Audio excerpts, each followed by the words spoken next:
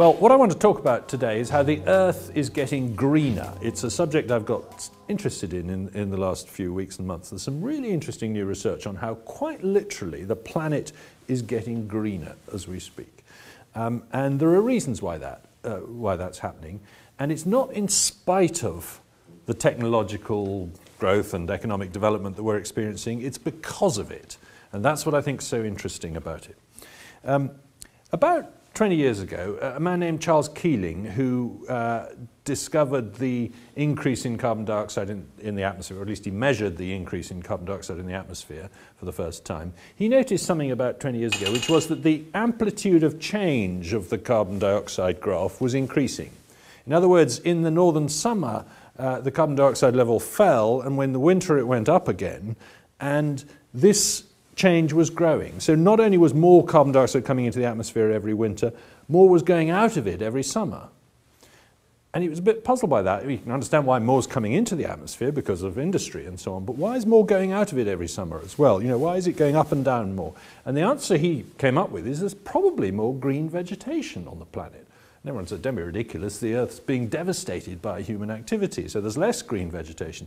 Well, we now have the data. There's a satellite which goes around the Earth and it measures the amount of greenery beneath it as it does so, and it comes up with something called the Normalized Difference Vegetation Index, which is a measure of how green the land area of the planet is. And it's quite clear that for the last 30 years it's been increasing. So between 1982 and 2011, 20.5% of the vegetated area of the planet got greener and 3% got browner. So net, there is an increase in greenness all over the planet. Now, to start with, people thought, well, that's just farming. You know, where we're farming, we're using fertilizer and irrigation, so we're making things greener. But then they looked at it in more detail and said, well, no, it's not just in the farmland areas, it's also in forests. Well, maybe it's because northern forests are getting greener because the Earth's getting a little bit warmer, and so Canada and Siberia, yeah, sure, the forests are growing a little bit faster there too.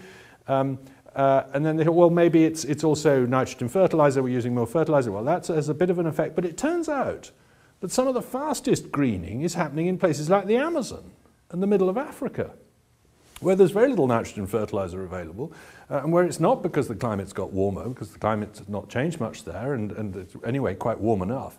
It turns out that there is actually a net greening happening all over the world, places like the Amazon rainforest. So what people like Rangamai of Boston University have done is they've drilled down into the detail of the actual pixels of the planet to try and work out what's going on. And they find that they can explain about half of it by increases in rainfall. Because the world is a little bit warmer, we've got more evaporation from the ocean, there's more moisture in the air, we get slightly heavier rainfall, so we tend to get a little more greening. So for example, the Sahel region in northern Africa, between the Sahara and the equator there, has got considerably greener over the last 30 years. In contrast, by the way, to what was predicted when I was younger, which was that the Sahel was going to get drier and the Sahara was going to advance. There's been a considerable net greening of the Sahel. But the other half of the greening, Mainini concludes, and he hasn't published this yet, but he's talked about it in talks, the other half of that greening comes from carbon dioxide itself. In other words, the fact that we're putting more carbon dioxide into the air means there's more fuel to grow plants. And when a plant has more carbon dioxide in the air, it doesn't have to open its pores so much, so it doesn't lose so much water in absorbing the carbon dioxide that it needs to grow. And so there's tons of experiments now showing that plants grow faster if there's more carbon dioxide in the air. Roughly speaking, on average, for a 200 parts per million increase in carbon dioxide in the air, you get a 30% improvement in plant growth. That's experiments both in the field and in the laboratory. So it's really quite a remarkable phenomenon here. Because of the burning of fossil fuels, we're making the planet greener. It's an astonishing discovery, I think. I think it's rather amazing. And of course, it's an incredibly unwelcome discovery for the environmental movement. They don't want to hear this at all.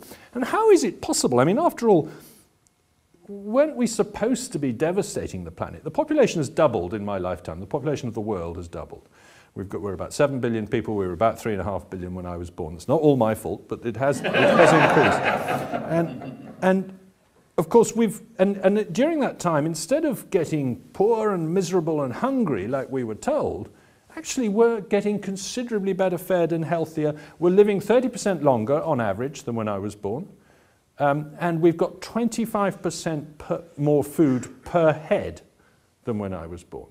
So in other words, despite doubling the population, we've got more food to go around than we had when I was young. And yet the Earth is getting greener. This hasn't come at the expense of the ecosystem. So there's something wrong with the model that says that economic growth comes at the expense of resources, at the expense of the environment. It's certainly possible, at least until this point, to have an improving environment and an improving living standards and an increase in numbers of people. And when you think about it, it's pretty obvious what's going on to some degree. If you take, for example, food, we use 65% less land to produce the same amount of food as we did in 1960, 50 years ago. That's an accurate measure that's been done by Jesse Orzabal and Paul Wagner and colleagues at Rockefeller University. They've taken all the different crops in the world and they've measured the changes in yield in different parts of the world, and they've summed it all up, and the crop production index shows that you need about 1/3 as much land to produce the same amount of food as you would have done 50 years ago. And that means, of course, that you don't need so much land, so you can spare a lot of the land. They actually calculate that we've now passed peak farmland. In other words, we're not going to need as much farmland from now on to feed a growing population of the world. We're actually going to cut the amount of farmland we had. Or rather, we would be able to cut that number if it wasn't for the biofuels program. I'll come back to that in a minute, but that's the spanner in the works. And they reached that conclusion despite making very conservative assumptions about the rate of population growth, about the rate at which people will take up meat eating in poor countries as they get richer, etc. They make all these assumptions, and they say that even if you assume some pretty high rates of increased consumption and increased numbers, we're still going to need less and less farmland as we go into the future. As Indo Goklani has calculated, we farm about 38% of the land surface area of the planet at the moment. If we were using the yields of 1960, we'd need to farm 82% of the planet area. Bang go the rainforests, bang go the swamps, bang go the deserts. You know, there would be nothing left for nature if we were doing that. So thank goodness for nitrogen fertilizer, which is what has made this possible. But of course, where does nitrogen fertilizer come from? It comes from the air, but we make it with methane. We use fossil fuels to make it. So if it wasn't for fossil fuels, we'd be in a lot more trouble naturally. So what's going on is land sparing by improving productivity of agriculture and other industries. And of course, it's the same not just for growing fuel, but not growing for food, but for growing fiber and other things too. Land gets spared. We reduce the amount of land that we need to feed people. And the consequence of that is we can release land back to nature. And as a consequence, there is net reforestation going on in about half the world at the moment. Basically, the forest transition, the point at which a country stops losing forest and starts gaining forest, comes at about $4,000 per capita GDP. At about that rate, the forest loss tends to stop and forest tends to get replanted. Nobody quite knows exactly how this happens. It's partly political pressure. When people get rich enough, they start minding about things like this and they start demanding that forests be replanted. But it's also just because the productivity of the economy is such that you don't need to put such demands on forest. So, for example, countries like Bangladesh have increasing forest cover at the moment. And Vietnam and the Dominican Republic, countries like this are increasing forest cover. My own country, the UK, has trebled its forest cover since 1900. It's heading back towards the levels it last had at the time of the Doomsday Book in 1086. And of course, in America, it's very obvious that this is happening, particularly on the East Coast. New England used to be 70% farmland, it's now 70% woodland. What about biodiversity and species? I mean, we're said to be in the middle of a great sixth extinction, the Great Extinction Crisis. But actually, when you look at the numbers, the rate of extinction of the animals we know about and can measure is actually quite low at the moment. It has been very high as a result of mankind's activities, particularly in the late 19th and early 20th century. We caused a massive wave of extinction of mammals and birds in particular, but nearly all on islands. All the extinction problems basically were all about killing off endemic species on islands like Hawaii and so on by the releasing of rats and other predators and pests that decimated them. If you leave out islands, and if you count Australia as an island, which it is in ecological terms, then the total number of bird and mammal species that have been driven extinct by human beings since 1500 is 9. It's quite a striking number, that. Hundreds more on islands, but as long as you don't count subspecies, you only count species. So the passenger pigeon and the Carolina parakeet are 2 of those 9, for example, but the heath hen is not because it's a subspecies, etc. So in other words, and people say, well, you know, stop trying to make out that there's not a problem here. There is a problem. Humans are destroying habitats, and actually, I think that conservationists should be crying these numbers from the rooftop, saying, look what a good job we're doing. Because an awful lot of these species are not, there's an awful lot of species that would have gone extinct if conservationists hadn't helped them, hadn't gone out and done something about it. Gorillas were down to 200 mountain gorillas about 15, 20 years ago. There's now about 800. So, that's a great success story. There's so many success stories out there that are made possible by the fact that there's economic growth, so people don't need to destroy forests. They can have jobs in cities instead and things like that. I want to end with a couple of anecdotes. One is about the island of Spitsbergen, right near the North Pole, where I spent a summer 30 years ago with some friends in tents. And we were camped next to a little hut called Pluto Hut in the valley of Rheindal on Spitsbergen, a beautiful area. We slept every night in our tents. We put no guards out or anything. We didn't need to worry about polar bears. There were no polar bears on the west coast of Spitsbergen. It was a ridiculous idea that one would even dream of worrying about it then. Last summer, I inquired about renting that hut. I don't like sleeping in tents anymore, but I thought a hut might be all right. For a week with some friends. So let's go back there.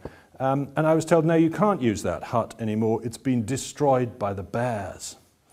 Polar bears are extremely common on the west coast of Spitsbergen now, which they weren't when I was young. It's nothing to do with the fact that the ice has gone, because the west coast of Spitsbergen has never had ice in the summer anyway, hasn't for 500 years. So it's just an increase in numbers. The goose colonies on the offshore islands are now failed to produce a single gosling for the last 5 or 6 years now, because polar bears eat all the chicks, etc. So the polar bear numbers are right up. So are the ringed seal numbers in the fjords. So are the walrus numbers. The fjord we were camped next to didn't have walruses when I was there. Now there are lots of walruses in that fjord. The white whale numbers have trebled in that area. There's been a massive improvement in Arctic wildlife, is my point. It's not greener because most of these things are brown or whatever, but still, the point is that the wildlife is thriving in the Arctic. It's the same in the Antarctic when you think about it. Fur seals, king penguins around Antarctica, their numbers have shot up. Why? It's very simple. We've stopped killing them. All these creatures used to be hunted for their fur or for their blubber or something like that. So there was a massive industry exploiting these creatures, which has petered out. And it's petered out partly because of pressure from conservationists, but partly also because the products it produces are no longer needed because we get them from fossil fuels instead. We don't need whale blubber or walrus blubber. It was the discovery of petroleum that meant that we didn't have to continue hunting whales for whale oil to the same extent. And likewise, we've all got central heating because of fossil fuels, and so we don't need polar bear furs in our houses. So my point is simply that when you think about the recovery of wildlife in areas where it's doing well, an awful lot of the credit goes to technology and growth and economic development. Some of the credit goes to conservationists. I'm not saying that they're not important, but I am saying that the things that get blamed, the economic development, is actually part of the solution, not part of the problem. The other story I want to mention is the island of Hispaniola, which is divided between two countries, Haiti and the Dominican Republic. On this map, Haiti is green and the Dominican Republic is yellow.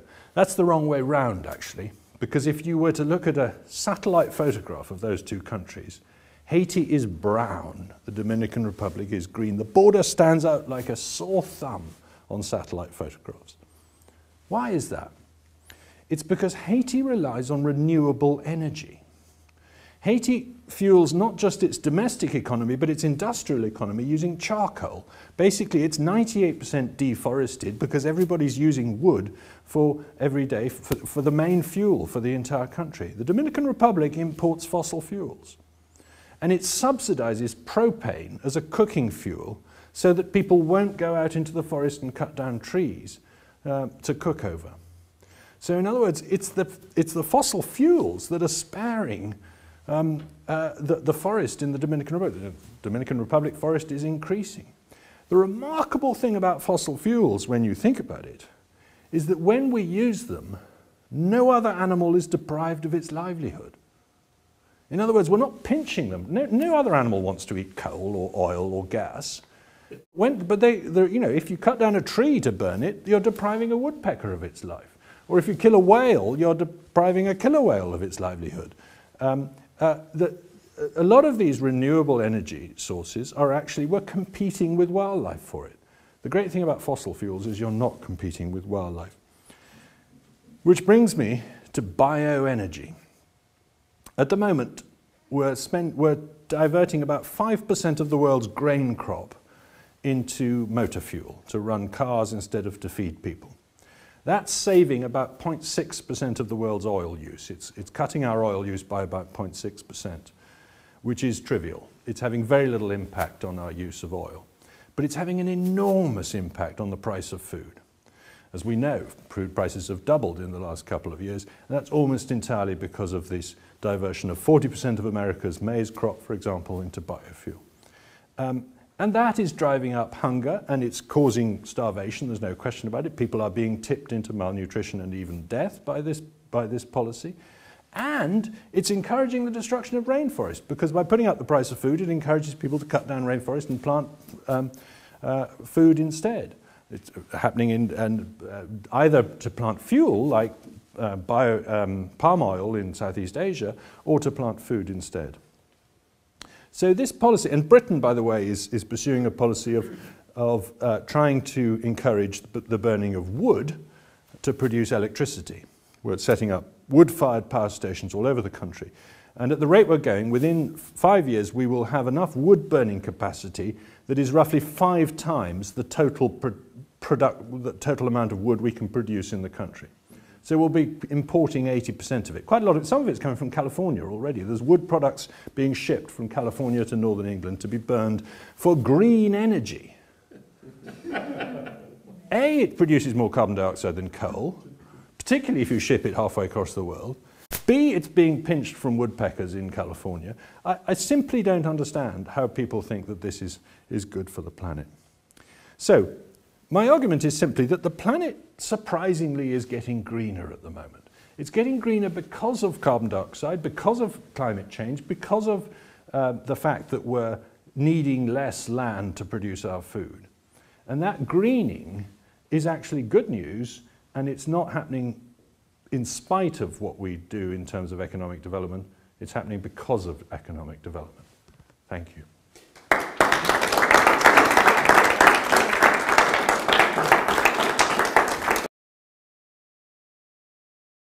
Planet got greener and 3% got browner. So net, there is an increase in greenness all over the planet. Now, to start with, people thought, well, that's just farming. You know, where we're farming, we're using fertilizer and irrigation, so we're making things greener. But then they looked at it in more detail and said, well, no, it's not just in the farmland areas, it's also in forests. Well, maybe it's because northern forests are getting greener because the Earth's getting a little bit warmer, and so Canada and Siberia, yeah, sure, the forests are growing a little bit faster there too. And then they thought, well, maybe it's also nitrogen fertilizer, we're using more fertilizer. Well, that has a bit of an effect, but it turns out down more. And the answer he came up with is there's probably more green vegetation on the planet. And everyone said, don't be ridiculous, the Earth's being devastated by human activity, so there's less green vegetation.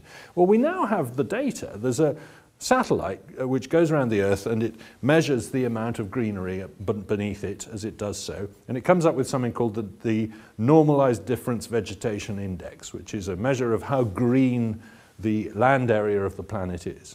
And it's quite clear that for the last 30 years it's been increasing. So between 1982 and 2011, 20.5% of the vegetated area of the